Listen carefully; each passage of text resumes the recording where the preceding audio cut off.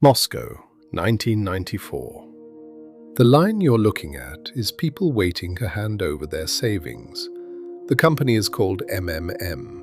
It promises returns no real business on earth could pay, and for months, it pays them, on time. Your neighbor put in a month's wages and pulled out 3. The man 2 floors down quit his job to stand in this line full-time. Here's the part the story usually skips. Most of these people already knew. They'd been told, on the news, by the government, by their own gut, that the math could not be real, that this was a pyramid, and they lined up anyway. Because every one of them ran the same quiet calculation you would have run. I don't need it to be real. I just need to get out before the person behind me. That one sentence is about to cost millions of people everything. And if you've ever held something you knew was garbage and bought it anyway, you've already said it too. This isn't a history video, it's a mirror. Quick thing first. In the comments, the investment you knew was probably a scam and did anyway. No judgment. I'm building the list with you. Go. Rewind. To understand the line, you have to understand the year. The Soviet Union is 3 years dead. Prices are doubling, then doubling again. Savings that took a lifetime to build are turning to paper in months. The banks people trusted for 70 years just evaporated. Everyone is looking for a lifeboat, and the state doesn't have one. Into that walks an ordinary-looking man named Sergei Mavrodi, a mathematician. Glasses, baggy clothes, the presence of a school PE teacher. Nothing about him says predator, and that is the point. His pitch is simple. Buy an MMM ticket today, sell it back in a few weeks for far more. And to sell it, the ads don't use a banker, they use a guy. An everyman in a sweater who buys a pair of boots for his wife, then a fur coat, then a house, frame by frame, getting his life back. The country didn't see a financial instrument, it saw itself, finally winning. Here's the machine underneath the sweater. The price of an MMM ticket wasn't set by a market. Mavrodi set it himself, twice a week, on the way up. The money paid to the people cashing out wasn't profit from anything. It was just the money the next wave was pouring in. Early in, you got paid, which meant the only thing that had to keep working was more people behind you. And for a while, there always were. This did not stay small. At its peak, MMM was taking in the equivalent of millions of dollars a day. Mavrodi reportedly had rooms, not safes, rooms, stacked with cash he couldn't count, only estimate by the wall. By different counts, somewhere between 5 and 15 million people put money in. MMM's paper tickets started circulating like a second currency. People traded them for food, for clothes, and every one of those people knew someone who'd won. The neighbor with the new coat, the guy who quit his job. That's the trick your brain can't beat on its own. You see the winner, because the winner is standing right in front of you, glowing. You never see the millions who are about to lose, because losing is silent, and it hasn't happened yet. It's the same wiring that makes you screenshot the one guy who turned $200 into a house, and never count the millions holding 0. So you tell yourself the flattering version. I see it clearly. I know it's a pyramid. That's my edge. I'll ride it and step off in time. Understand what just happened in your own head. Knowing it was a scam didn't stop you. It gave you permission. It made you feel like the smart one in a room full of marks. You weren't the predator. You were just a mark who'd read the manual. If a memory just clicked into place, subscribe. The whole job here is making the machinery visible before it costs you. It's older than crypto, and it isn't done with you. A pyramid has exactly one moment that matters, the moment the line behind you stops growing. In the summer of 1994, it stopped.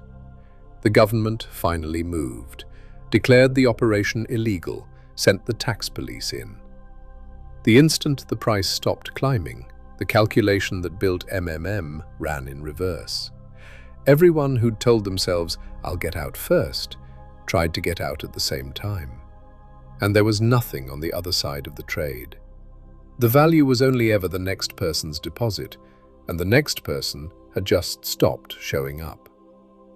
Riot police ended up outside the headquarters.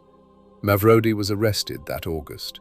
The rooms of cash didn't go back to the people in the line. Most of it was never found. This is the part that costs more than money. For millions of families, the lifeboat was the savings. Reportedly, more than 50 people took their own lives after the collapse. That's not a number for a thumbnail. That's the actual weight of, "I just need to get out before the person behind me," multiplied across a country. Now the part that should break your brain. The people MMM wiped out did not turn on Mavrodi. Months after the collapse, they voted him into parliament. Not as a joke. Cold logic. A seat in the Duma came with legal immunity, and his investors, the people he'd ruined, calculated that a free Mavrodi was their only chance of ever seeing their money again. So they elected the man who took everything, to protect him from the people trying to hold him accountable. He showed up to Parliament essentially once, to vote against stripping his own immunity. Why would a victim defend the person who robbed them? Because admitting he was a crook meant admitting they had been the fool, and that's the one trade nobody wants to make. It's easier to keep believing. The same reason people defend the coin that's down 95%, the founder who's clearly gone, the "it'll come back." Doubling down on the belief hurts less than facing the loss. Strip the year off, and you've seen this exact shape before. A return that can only be paid by the next person in. A price set by the operator, not a market. A story that flatters you. Get rich, and help your friends get rich too. And a clock. It's going up while you hesitate. Tulips in 1637. MMM in 1994. A meme coin that launched while you were watching this. Same machine, repainted. So the protection was never learn to spot the pyramid. The people in that Moscow line spotted it perfectly and stood there anyway. The only real defense is the boring one. If the payout depends on someone arriving after you, you are not an investor. You're a position someone else is planning to sell into. Verify the source of the return. If there isn't one, the source is you. Mavrodi was finally convicted in 2007. And here's the last gut punch. The fraud they could prove in court covered about 10,000 victims. The real number was in the millions. He served a few years for a rounding error of what he actually did. He died in 2018 of a heart attack, fairly broke. His funeral was paid for by his investors, not the ones from 1994, a newer batch. But the man was never the lesson. The line was.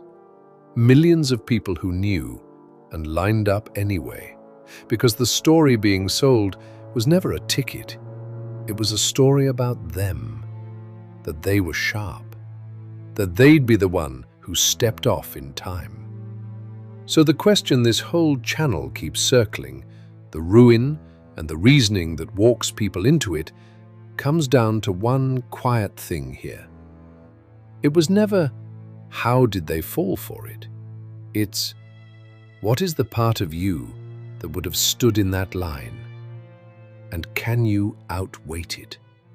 Get good at that, and no chart, no ad, no president, no man in a sweater can move your hand.